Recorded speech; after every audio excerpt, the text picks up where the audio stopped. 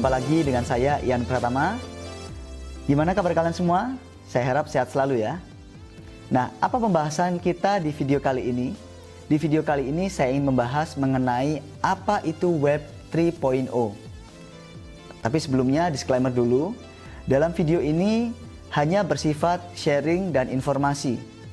Jadi tidak ada paksaan untuk Anda harus join di platform investasi manapun. Dan saya tidak menerima yang namanya investasi titip dana. Jadi perlu digarisbawahi dalam video ini ya. Bagi yang baru nonton channel ini, jangan lupa untuk support channel ini agar kedepannya lebih berkembang lagi. Jangan lupa klik tombol subscribe, kemudian klik tombol lonceng di pojok kanan atas. Dan kemudian jangan lupa like serta share video ini jika memang bermanfaat menurut kalian untuk teman-teman kalian. Dan jangan lupa kalian bisa tulis di kolom komentar jika kalian ada pertanyaan ataupun saran seputar video ini, dan akan saya jawab di video selanjutnya. Baik, kita akan langsung aja membahas apa itu Web 3.0. Web 3.0 sendiri adalah visi masa depan dari era internet yang disebut Web 3.0. Nah, sebelum adanya Web 3.0, ada generasi sebelumnya, yaitu generasi Web 1.0 dan 2.0. Sebelum kita membahas lebih detail tentang Web 3.0, kita akan membahas generasi-generasi sebelumnya. Web generasi pertama, yakni 1.0, dimulai pada tahun 1990, hari-hari awal dimulainya internet.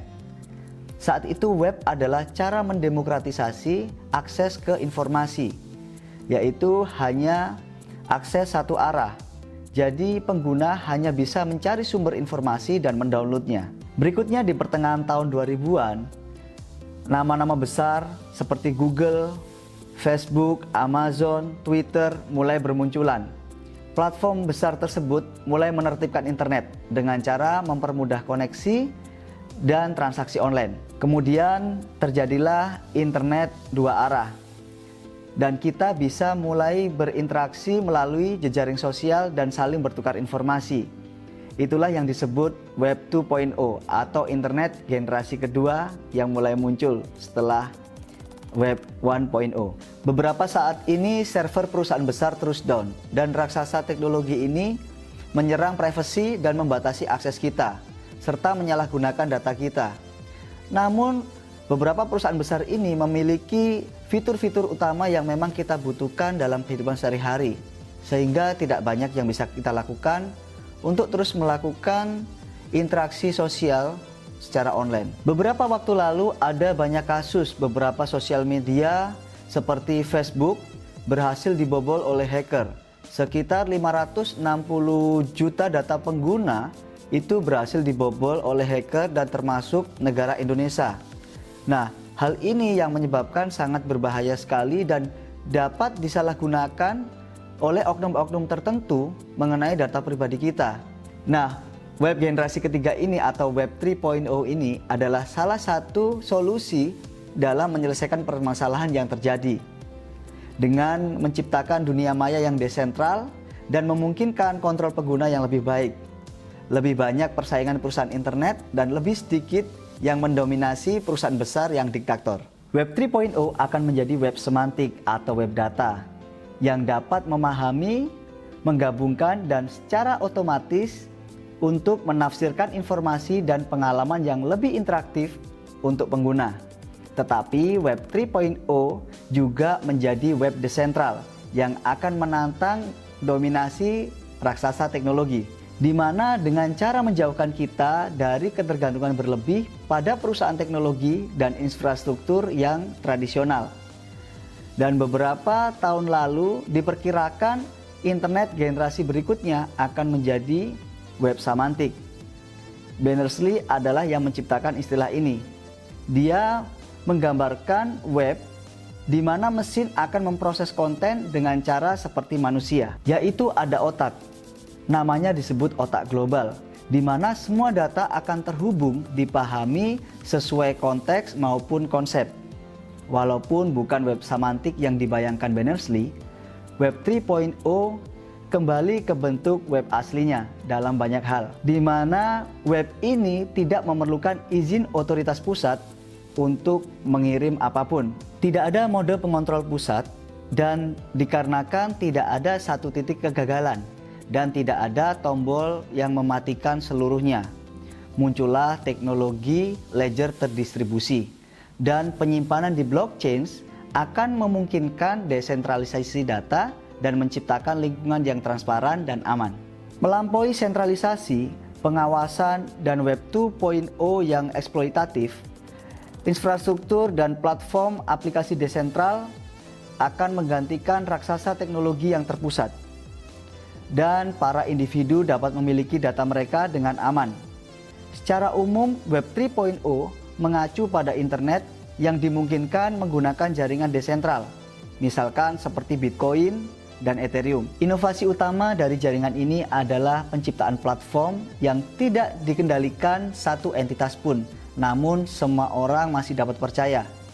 Itu dikarenakan semua pengguna dan operator jaringan mengikuti perangkat aturan yang sama di kode keras, yang dikenal sebagai protokol konsensus. Apa keuntungan Web 3.0?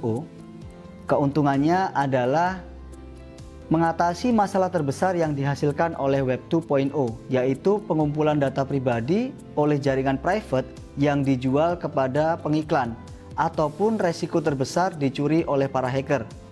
Dengan menggunakan Web 3.0 yang dengan jaringan desentral, tidak ada entitas pusat yang mengendalikannya. Dan aplikasi desentral yang dibangun di atas jaringan itu terbuka.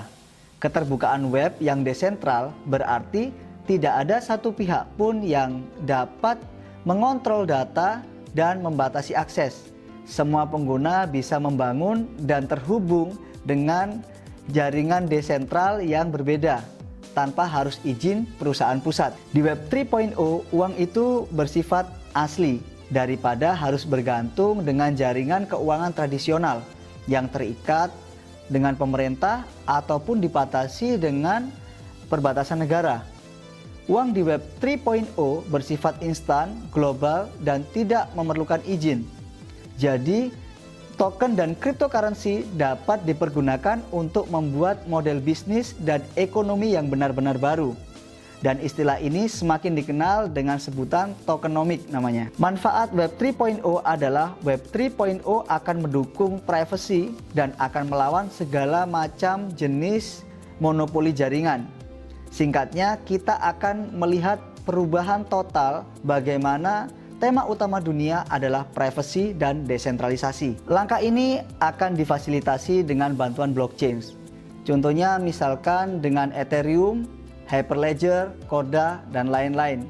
Dan kemudian, fitur Web 3.0 ini lebih aman daripada generasi sebelumnya, dikarenakan oleh dua faktor, sifatnya terdistribusi dan desentral.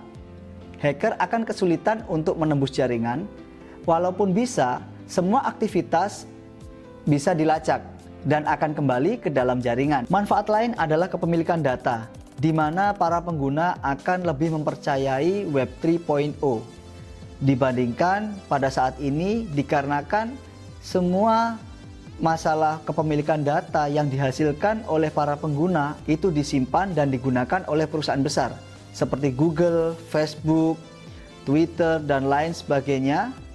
Dan hal ini di Web 3.0, pengguna memiliki hak penuh kepemilikan data mereka. Data yang ditransfer melalui jaringan akan sepenuhnya dienkripsi, sehingga pengguna dapat menentukan mana yang ingin dibagikan atau tidak kepada perusahaan pengiklan ataupun perusahaan pihak ketiga.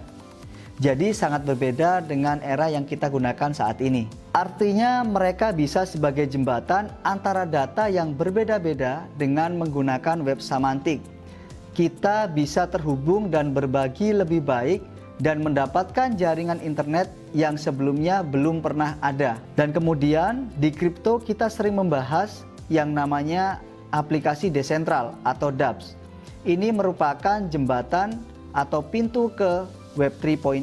Bagaimana cara kerja Web 3.0? Kita akan tetap menggunakan internet dan browser yang sama, tetapi secara internal atau di dalamnya akan berubah secara drastis. Teknologi baru ini membutuhkan waktu untuk pengerjaannya, tetapi setelah siap ada hal-hal baru untuk dijelajahi, setidaknya untuk orang-orang yang teknis. Untuk pengguna normal, untuk pembelajaran hal barunya akan lebih sedikit. dan di Web 3.0 akan mulai menggunakan aplikasi desentral atau dApps. Nah, untuk aplikasi dApps sendiri di Web 3.0 sudah ada beberapa yang bisa digunakan. Contohnya ada beberapa yang sudah populer dan digunakan untuk alat keuangan desentral atau decentral finance, di mana pengguna bisa memberi dan mengambil pinjaman, melakukan tokenisasi di dunia nyata, membuat prediksi, berinvestasi, dan melakukan perdagangan aset kripto dan lain sebagainya. Nah, kesimpulannya, apa perkembangan dari Web 3.0? Web 3.0 akan terjadi dan kita berada di dalam tahap awal. Dan untuk pengembangan, ini membutuhkan adopsi massal untuk Web 3.0 sekitar 10 tahun lagi. Dan akan sempurna dan itu kurang lebih akan terjadi di masa yang akan mendatang. Namun layak ditunggu karena waktunya yang sepadan dengan hasil yang akan kita terima nantinya. Dengan lebih mementingkan keamanan privasi dan desentral, kedepannya Web 3.0 akan menjadi hal yang bermanfaat untuk kita di masa depan.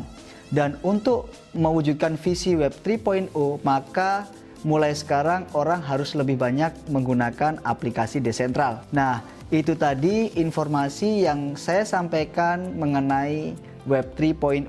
Semoga informasi ini bisa bermanfaat untuk kalian dan semoga kedepannya bisa lebih paham lagi mengenai perkembangan Web 3.0. Oke, baik Sobat Profit, jika kalian ada pertanyaan, jangan lupa untuk tulis di kolom komentar dan akan saya jawab di video selanjutnya.